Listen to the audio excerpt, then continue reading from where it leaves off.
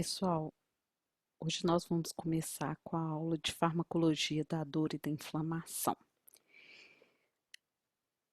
Vamos começar conceituando o que é dor.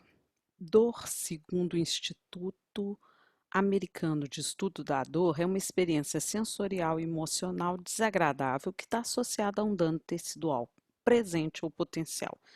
Ou então ela é descrita nesses termos, considerando os danos. Eh, Quando a gente fala nisso, então, a gente pode pensar que esse evento desagradável, associado a um dano que pode ser potencial, ele está relacionado àquelas situações em que a gente sabe ou a gente tem a experiência que será dolorosa. E muitas vezes a gente pré-antecipa essa dor, que é o caso, por exemplo, de quando a gente tem uma fratura na qual, no momento em que ela ocorre, a dor é muito intensa, logo em seguida a gente coloca aquela região fraturada numa posição que traga menos dor para a gente, e no momento em que a gente chega na emergência e vai fazer o raio-x, e que o técnico de radiologia vai chegando próximo da gente, você já começa até a emitir sons, gemidos, só de pensar que ele vai movimentar o seu braço, porque você sabe que aquilo vai gerar dor. Então, ela está associada a uma sensação desagradável potencial, ou seja, vai mexer no meu braço, vai doer, você logo tentar afastar essa possibilidade. Nós temos vários tipos de dor e elas podem ser subdivididas nos tipos que eu coloquei para vocês, que seria a dor nociceptiva, que é aquela que vai ter o seu mecanismo através da estimulação dos nervos periféricos, e aqui a gente vê alguns exemplos dela, como a dor da cápsula hepática, a dor óssea e a cãibra. Essa dor nociceptiva ela então está relacionada a dores viscerais, somáticas, aos espasmos musculares. Já a dor neuropática, ela está relacionada a uma compressão nervosa, a uma lesão nervosa, e ela tem como mecanismo a estimulação do chamado nerve nervorum. O que é isso? É um conjunto de fibras com pouca mielina que está localizada principalmente nas bainhas dos nervos periféricos e tem como uma das suas funções participar na veiculação, na transmissão da informação sensitiva, certo? Essa dor neuropática, ela pode ser exemplificada como o neuroma ou uma infiltração neural. A dor central, ela é decorrente de uma compressão da medula espinhal e ela vem através do mecanismo de lesão do sistema nervoso central. A dor mista, ela vai ter os dois componentes central e periférico associado, e a dor simpático-mimética, ela é causada pela lesão dos nervos simpáticos. Bom, para tratar então a dor, nós precisamos pensar em pontos importantes, como por exemplo a origem da dor. Se a origem dela é inflamatória, nós vamos então utilizar as drogas anti-inflamatórias.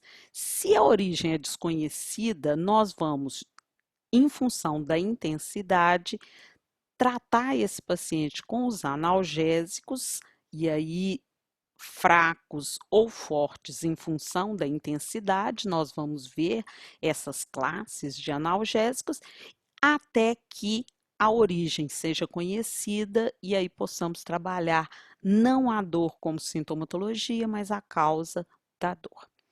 Quando a gente pensa na intensidade da dor, como eu falei para vocês, a gente vai classificar essa intensidade em forte, média e leve, e essa classificação, ela é uma classificação muito subjetiva, já que ela pode variar em função das características pessoais da pessoa. Nós temos também um outro aspecto importante, que é o tipo de dor, se ela é crônica ou aguda. A dor crônica é aquela que tem uma duração maior que 3 meses, que normalmente surge de uma maneira intermitente ou regular por um período prolongado de tempo.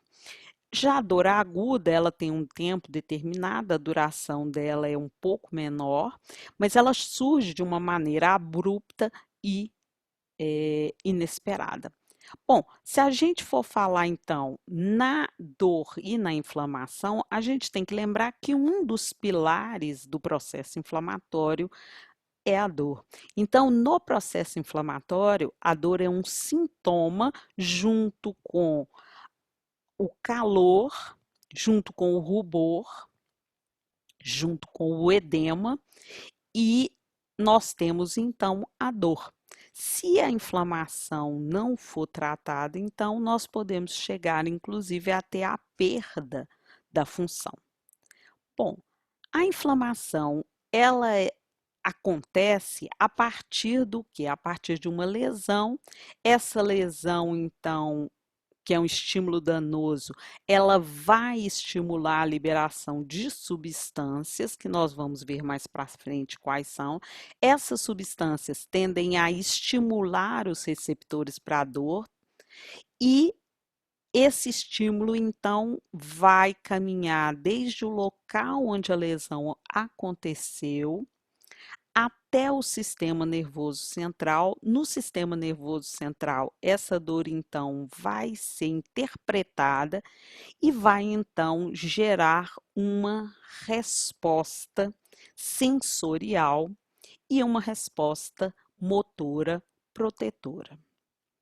Nós temos então a dor sendo transmitida a partir da estimulação dos nociceptores, que são receptores sensíveis a estímulos nocivos de diversas origens, como mecânico, térmico, químico, e que vão então gerar uma despolarização da membrana, um potencial de ação que vai então percorrer as fibras nervosas desde o local da lesão até o sistema nervoso central. No sistema nervoso central, então, esse estímulo vai ser interpretado e vai então mandar uma resposta até o local, uma resposta sensorial e uma resposta mecânica. Então, aqui nós estamos vendo o estímulo nervoso saindo da periferia, chegando até o sistema nervoso central, sendo então interpretado e o estímulo, então, a sensação dolorosa sendo percebida. Mais para frente nós vamos ver como que os analgésicos mais fortes, os chamados opioides, eles vão atuar para gerar analgesia central. Bom, então mais uma figura mostrando a dor, não é, causada por uma lesão periférica, sendo levada até o corno dorsal da medula, até a região do tálamo, do córtex cerebral, lá então ela sendo interpretada e enviando então uma resposta sensorial para a periferia. Nós vamos voltar nessas vias descendentes da dor aqui, quando a gente estiver falando dos analgésicos centrais, os chamados hipnoanalgésicos e os opioides. Bom, esse estímulo nervoso, ele pode ser, então, trabalhado em termos de sistema nervoso central, fazendo com que a gente estimule, então, essa via chamada via inibitória da dor, que ela sai lá do núcleo magno da RAF e vem para a periferia. Então, os opioides, nós vamos ver mais para frente, eles atuam aqui, os analgésicos fortes, estimulando essa via inibitória da dor. Bom, mas vamos falar um pouquinho sobre a dor proveniente de um processo inflamatório. Então, nós temos que pensar em como a inflamação é instalada no tecido lesado. E o que faz com que aqueles pilares do processo inflamatório, que são dor, rubor, edema e o calor, eles vão então surgir no tecido e quando é e como nós vamos interferir no processo inflamatório. Bom, nós temos então a lesão acontecendo no tecido. Essa lesão, então, ela vai romper a membrana celular e essa ruptura causada pela lesão nos fosfolipídios de membrana tende a gerar uma estimulação para que a gente produza, então, mais enzima fosfolipase A2, mais, então, seja produzido o ácido araquidônico e esse ácido araquidônico ele vai então, a partir da ação das ciclooxigenases, produzir mais produtos da sua degradação, como tromboxano, as prostaciclinas e várias prostaglandinas. Essas substâncias aqui, elas são as substâncias que vão atuar no tecido, gerando dor, o rubor, a vasodilatação e o edema. Além da ciclooxigenase, quando a gente tem uma lesão, nós temos também a atuação da enzima 5-lipoxigenase, que vai estimular a formação dos leucotrienos e das lipoxinas, que vão estimular a resposta via sistema imune para o processo inflamatório. Então, se a gente vier aqui e olhar de perto esses produtos da ação da ciclooxigenase sobre o ácido araquidônico, nós vamos perceber que elas produzem prostaglandinas que vão sensibilizar os terminais nervosos, que vão aumentar a temperatura, vão gerar vasodilatação e vão interferir em outros tecidos, como o tecido gástrico. Nós vamos ter, então, essas prostaglandinas que são produzidas no tecido lesado, gerando naquele local a instalação do processo inflamatório. Mas nós temos que pensar que essa cascata aqui, ela acontece praticamente, ela está presente em todos os tecidos. E essas substâncias produzidas pela quebra do ácido araquidônico é que vão manter a função dos tecidos. Vamos então ver um pouquinho disso pensando nos tipos de ciclooxigenase que nós temos e como elas funcionam no organismo. Bom, nós temos três tipos de ciclooxigenase: a ciclooxigenase do tipo 1, A2 e A3. A ciclooxigenase 1, ela é chamada de constitutiva porque ela está presente em todos os tecidos normais e ela é responsável pela produção das prostaglandinas que vão manter o quê? O funcionamento normal dos tecidos. Então a gente tem algumas que vão gerar, por exemplo, broncoconstrição, como a PG2-alfa, que vão gerar vasodilatação, como a PGI, que vão causar uma redução na produção de ácido gástrico, como a prostaglandina E2, que vão estimular a produção de muco, como a PGI2, e que vão estar interferindo também na agregação plaquetária. Bom, além da ciclooxigenase 1, que é essa que está presente nos tecidos normais e é responsável pela manutenção da fisiologia normal do tecido, nós temos a ciclooxigenase 2. A ciclooxigenase 2, ela não está presente em todos os tecidos, ela está presente principalmente no cérebro, no útero, nos rins e na próstata. Ela é também uma enzima induzida pelo processo inflamatório. E aí, quando induzida pelo processo inflamatório, ela vai aumentar a produção das prostaglandinas, principalmente da PGE2 e da PG2-alfa, e vai então sensibilizar as fibras nervosas, vai gerar então a instalação do processo inflamatório pós-lesão. Já a COX-3, ela é uma isoforma da COX-1 e ela está presente no sistema nervoso central e a maioria dos estudos traz para ela a compreensão do mecanismo de ação do paracetamol e de parte do mecanismo de ação da dipirona.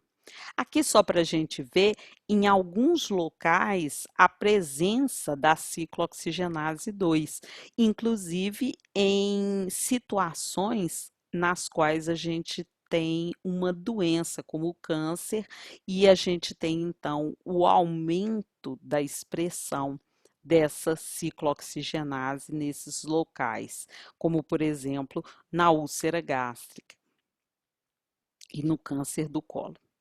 Bom, então, o que que a gente pode perceber? A gente pode perceber que a ciclooxigenase 1, ela está relacionada ao processo de manutenção da fisiologia e, em alguns locais, a ciclooxigenase 2 constitutiva também é importante para a manutenção da função fisiológica normal do tecido, mas em processo de lesão, a gente tem a indução da ciclooxigenase 2 em tecido lesado e ela então vai gerar naquele tecido o processo inflamatório. Para a gente entender COX-1 e COX-2 e o quão difícil é para a gente ter drogas que sejam altamente seletivas ou que sejam 100% seletivas para COX-2, vamos perceber aqui que a diferença entre ciclooxigenase 1 e ciclooxigenase 2 são 3 aminoácidos nas posições 434, 513 e 523. Esses aminoácidos nessas posições, eles são diferentes. Então, por exemplo, aqui na posição 503, na COX-1, a gente tem uma histidina, enquanto que na COX-2, uma arginina. Então, para termos uma droga que se ligasse somente à COX-2, essa droga teria que se ligar exclusivamente nesses 3 aminoácidos que são diferentes, ligar então com afinidade nesses aminoácidos. Isso então é extremamente difícil. Por isso, nós vamos ver que os AINES, eles têm uma classificação que foi a primeira classificação dada no início do estudo da farmacologia, que é uma classificação de acordo com a derivação química dessa substância, e mais tarde, uma nova classificação que foi feita de acordo com a capacidade de inibir as diferentes ciclooxigenases A1 e A2.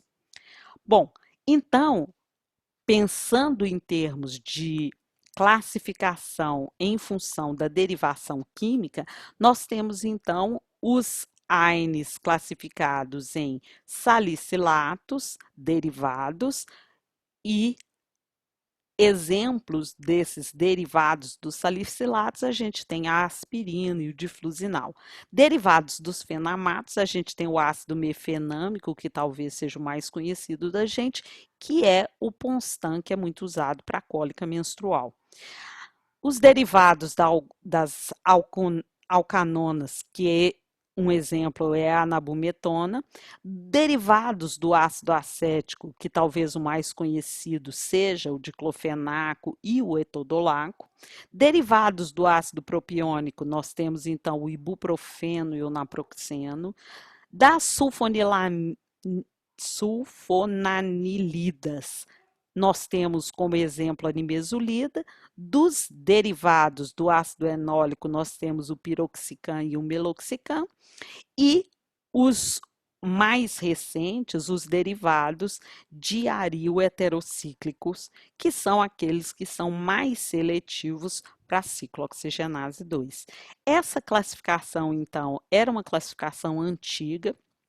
Lembrando que um dos primeiros AINES a ser comercializado foi a aspirina. E aqui nesse quadro a gente vê alguns dos efeitos desses anti-inflamatórios não esteroidais, como do ácido acetil salicílico, do paracetamol, da dipirona e outros mais, em relação ao efeito analgésico, anti-inflamatório e antipirético ou antitérmico que eles têm. Então, nós podemos ver aqui que o paracetamol é uma droga isenta de efeito anti-inflamatório, que vai ter então ação analgésica e antitérmica. E que a dipirona também é uma droga que tem um efeito anti-inflamatório muito pequeno, sendo o seu efeito analgésico e antitérmico o mais predominante. Alguns AINES, eles têm uma atividade antitérmica muito baixa, e o que nós vemos é que os AINES que nós usamos mais como antitérmicos, que são paracetamol e dipirona, estão aqui mostrados como drogas que têm uma atividade analgésica e antipirética significativa, enquanto que tem baixa atividade anti-inflamatória. Bom, a inibição, então, que aquelas drogas conhecidas pela sua derivação química tinham, né? Então, a capacidade que essas drogas que estavam no mercado há muito tempo tinham de inibir a ciclooxigenase foi testada, e esses inibidores, então, de ciclooxigenase foram classificados em drogas inibidoras não seletivas da ciclooxigenase.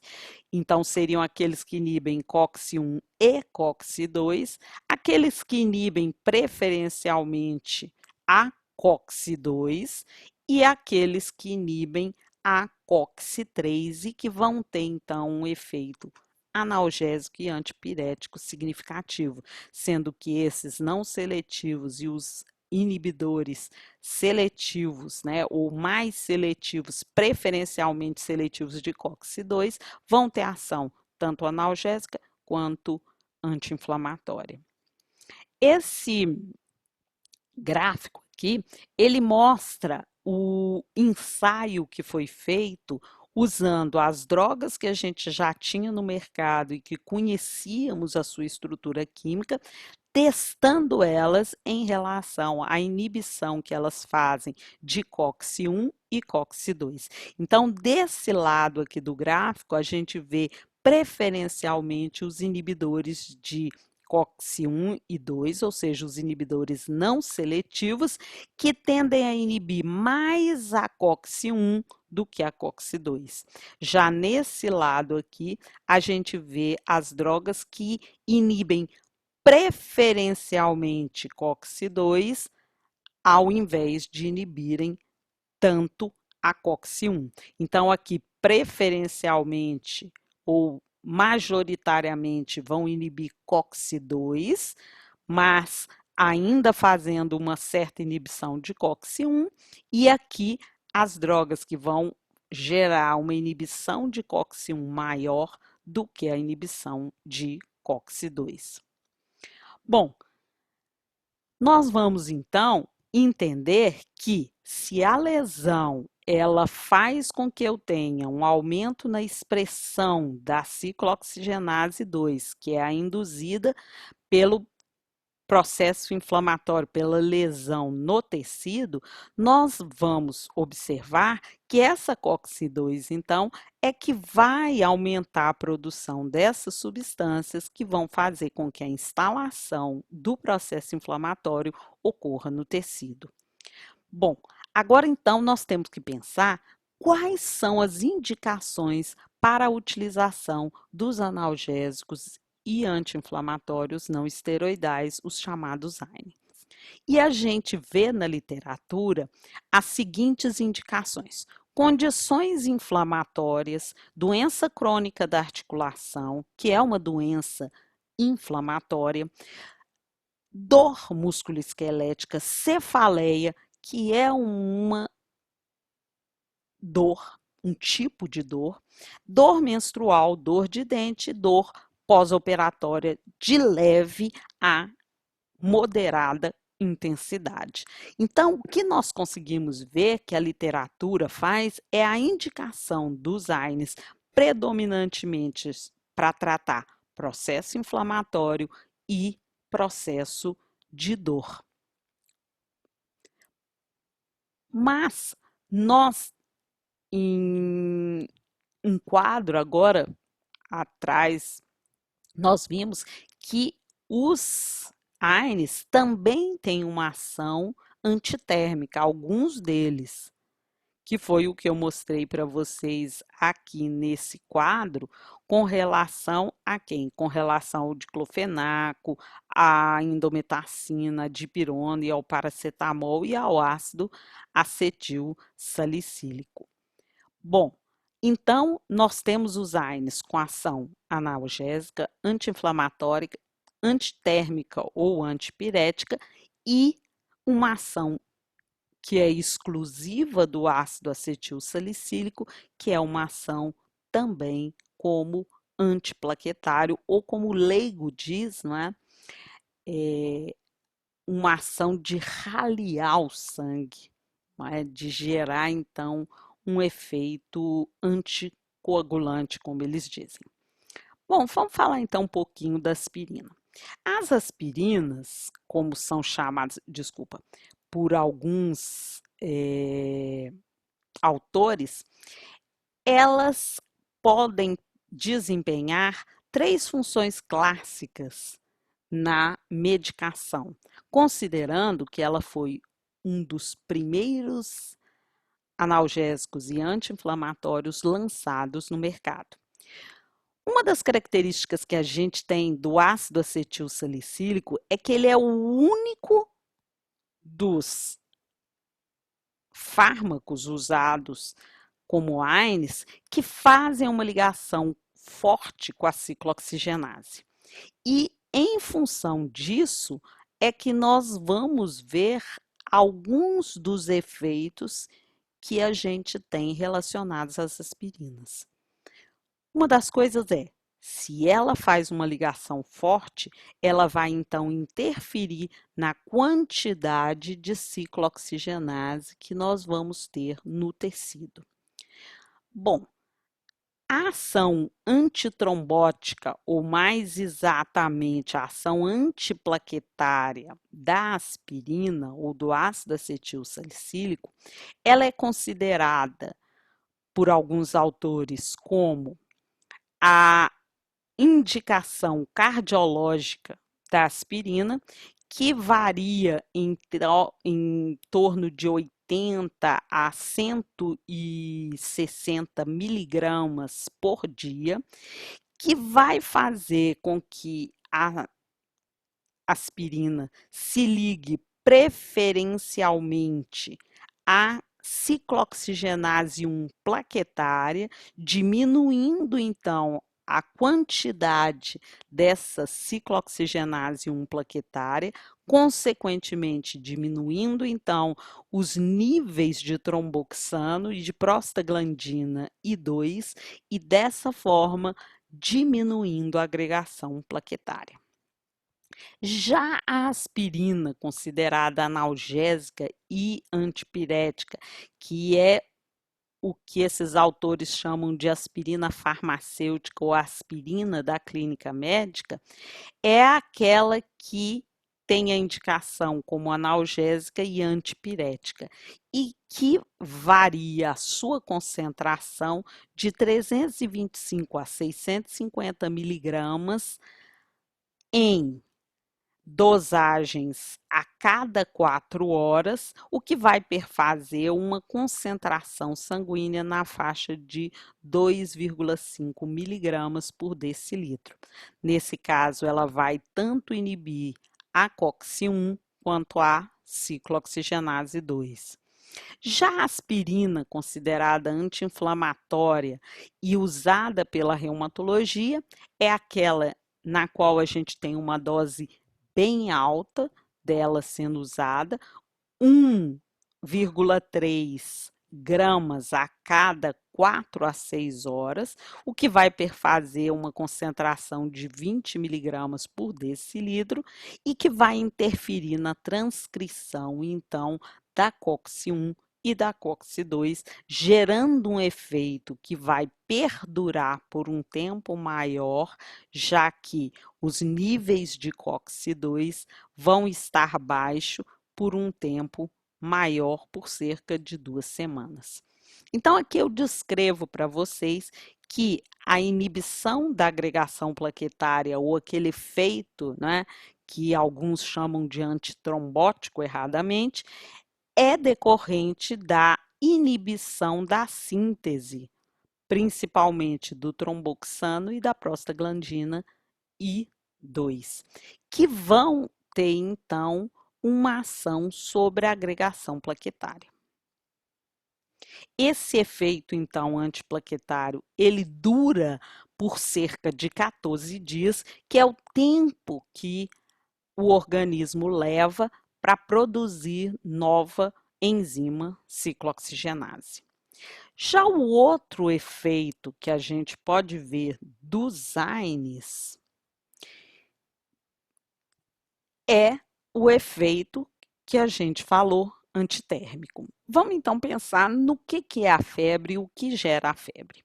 Bom, a febre é uma elevação da temperatura corporal além da faixa da normalidade, que em função da forma que foi aferida essa temperatura, nós temos um valor diferente.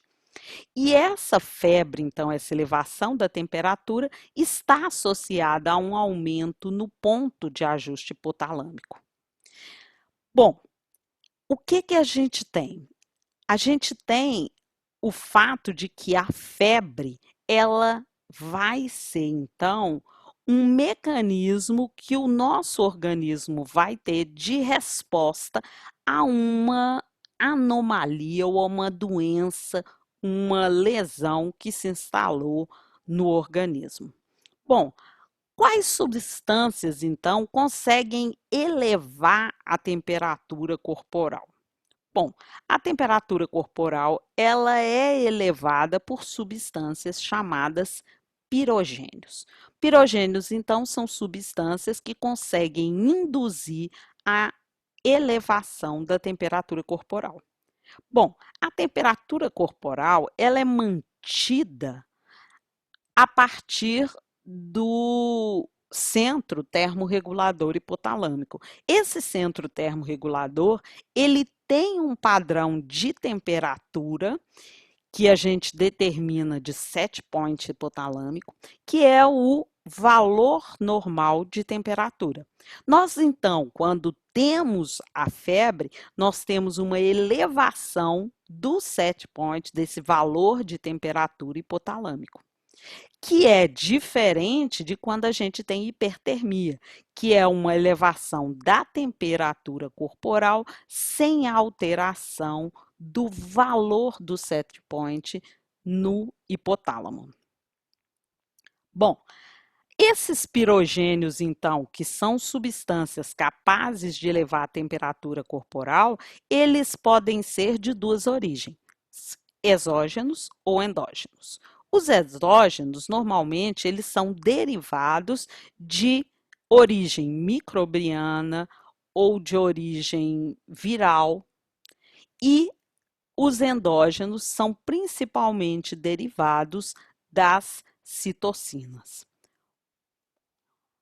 O que nós temos então? Nós temos a febre, então, sendo induzida pela liberação dos pirogênios, tanto exógenos, por exemplo, derivados de restos de bactéria, restos de células que vão formar os pirogênios endógenos, as substâncias tóxicas liberadas pelos micro-organismos que estão colonizando tecidos no nosso organismo e gerando uma infecção. E essas substâncias, então, esses pirogênios, tanto endógenos quanto exógenos, eles vão, através da circulação, chegar até o centro termorregulador hipotalâmico e vão aumentar, então, o set point, o valor da temperatura corporal. Bom, o que nós fazemos? Quando a gente tem esse aumento, então, do set point da temperatura, o valor da temperatura corporal, parte desse aumento da temperatura corporal é derivado da prostaglandina E2, que é uma das formas de pirogênio endógeno que a gente tem. Quando então a gente usa os antitérmicos, o que eles vão fazer? Eles vão diminuir a quantidade dessa prostaglandina E2 que vai estar sendo formada e circulando no organismo e, consequentemente, vão então alterar o set point, trazendo esse valor para o nível normal. Isso faz, inclusive, com que a gente não tenha alteração da temperatura quando nós usamos as medicações que têm efeito antipirético e não estamos com febre, que é o que nós vemos, por exemplo, quando a gente toma uma dipirona, um paracetamol para dor e não para febre, e essas duas drogas não conseguem gerar redução na nossa temperatura corporal. Por quê? Porque eu não tenho pirogênio circulando e alterando o set point da temperatura. Bom, aqui então eu coloquei para vocês uma explicação de como que nós temos então o analgésico, ou melhor, o antipirético, o antitérmico, fazendo então o controle da temperatura corporal e a redução, não é, dessa temperatura quando nós temos a febre se apresentando. Outro mecanismo de ação que nós temos para os AINES é o mecanismo de analgesia. Como eu disse para vocês, várias das substâncias que são produzidas naquela cascata que é gerada a partir da ação da ciclooxigenase sobre o ácido araquidônico, várias daquelas prostaglandinas, elas são substâncias que geram dor, são chamadas substâncias álgicas. Os anti-inflamatórios, então, por reduzirem a produção das prostaglandinas, porque eles inibem a ciclooxigenase, eles vão, então, diminuindo a síntese dessas prostaglandinas álgicas, vão estar gerando um efeito analgésico no indivíduo. Esse efeito analgésico, que é decorrente da redução da produção das prostaglandinas, pode, em algumas das drogas que a gente tem na classe dos anti-inflamatórios não esteroidais, né, dos AINES, estar associado a outros efeitos além da inibição da ciclooxigenase, como é o caso, por exemplo, dos fenamatos, que além de inibir a COX, eles também atuam como antagonistas de alguns dos receptores de prostaglandinas. Bom, então a ação anti-inflamatória dos AINES, ela está relacionada à capacidade que eles têm de inibir mais ou menos a ciclooxigenase, principalmente a ciclooxigenase 2, que é aquela induzida pelo processo inflamatório. Então, nós podemos pensar que a potência anti-inflamatória dos AINES está relacionada à sua capacidade de inibição da ciclooxigenase e, associado a isso, ações que eles tenham em alguns outros receptores, como os de prostaglandina, ou como o caso de algumas drogas, a inibição da liberação de histamina e a liberação, ou melhor, a migração de polimorfos nucleares e de monócitos. Já a ação anti-inflamatória também vai decorrer da inibição da ciclooxigenase 2, principalmente. E a potência anti-inflamatória também vai estar relacionada a essa maior ou menor capacidade que as drogas têm de inibir a ciclooxigenase 2, sendo que alguns AINES também têm mecanismos adicionais relacionados à redução do processo inflamatório.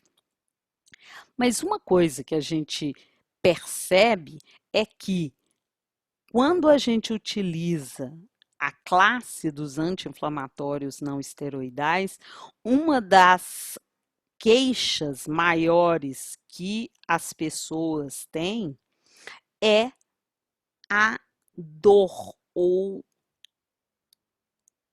a indução de úlcera gástrica. Tanto que a gente diz que os AINES são serogênicos. Aqui a gente vê uma microscopia da mucosa do estômago normal e da mucosa de estômago de um paciente tratado com aspirina. A gente pode ver a erosão causada pela aspirina na mucosa. Bom, o que é que vai gerar, ou como que esse efeito serogênico ele é dado? Ele é dado pelo seguinte mecanismo. Nós temos várias prostaciclinas, várias prostaglandinas que são importantes como protetores gástricos. Por quê? Porque elas reduzem a quantidade de ácido estomacal, como é o caso da prostaglandina E2, mantêm a camada mucosa protetora e aumentam a produção mucosa, melhorando inclusive o fluxo sanguíneo local, como é o caso da prostaglandina e da prostaciclina. E quando a gente inibe a produção dessas substâncias, nós vamos estar deixando o estômago com uma maior produção de ácido e uma menor produção de muco e citoproteção.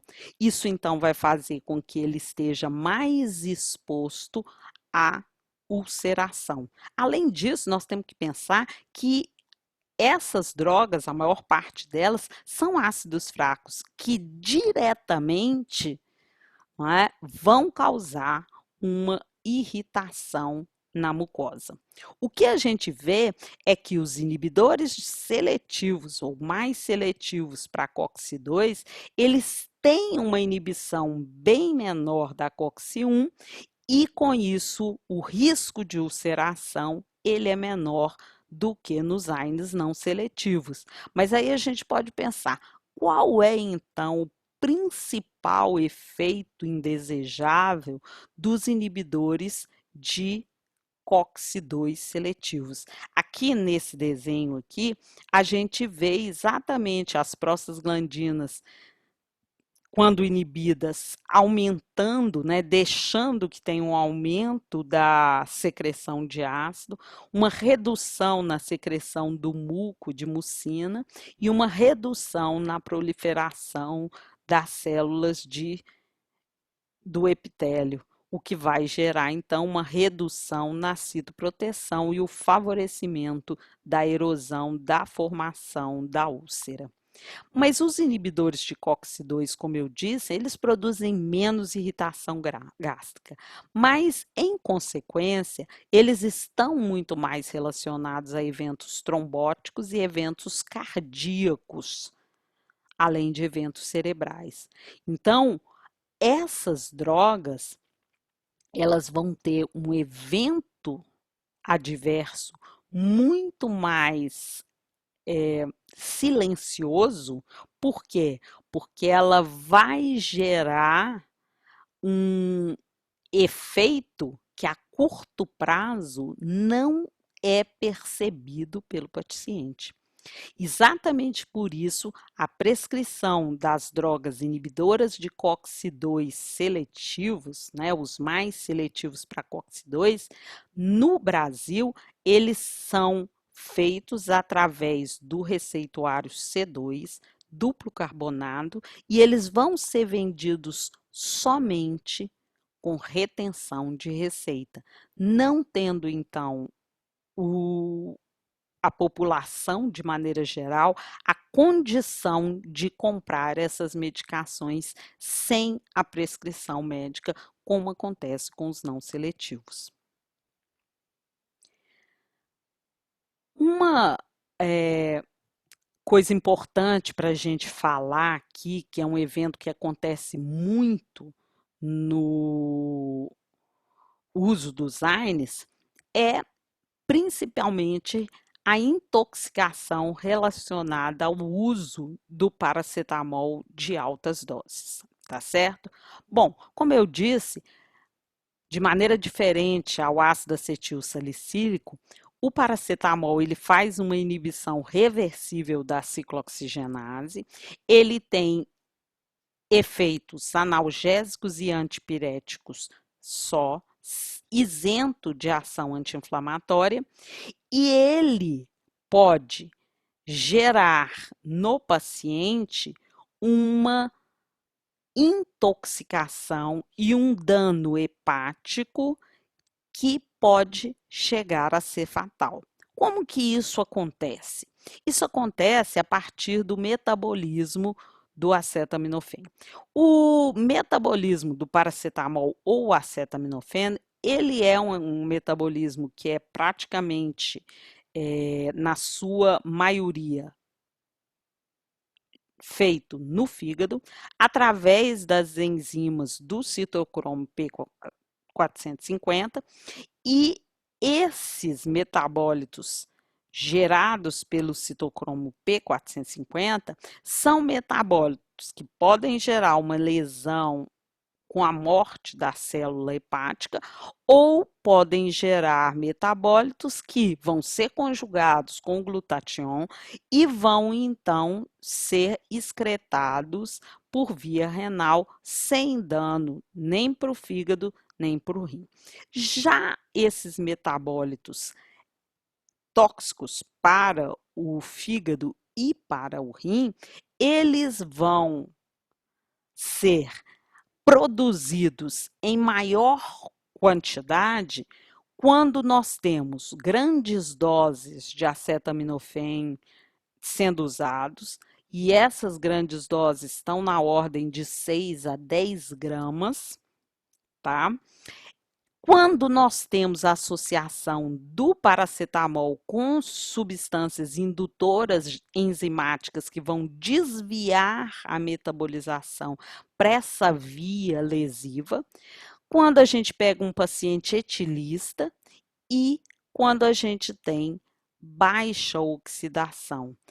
Essas situações vão levar, então, à formação do metabólito tóxico para o fígado e para o rim, o que pode, então, instalar no paciente uma hepatite medicamentosa. Quando o paciente chega, então, com esse quadro no hospital, o que que a gente faz? A gente administra a esse paciente acetilcisteína e tende a fazer, então, o desvio desses metabólitos que são tóxicos para a formação de metabólitos não tóxicos. Esse, então, é a forma que a gente tem de tentar reverter essa intoxicação e a possibilidade de destruição intensa do fígado e do rim do paciente. Bom, a gente tem outras relações ou outras intoxicações que podem acontecer com os AINES, mas que não são tão corriqueiras, nem acontecem com tanta intensidade como a intoxicação com paracetamol. Por isso, nós vamos ficar só na intoxicação com o paracetamol. Nós temos, então, agora a finalização, então, da nossa aula de hoje.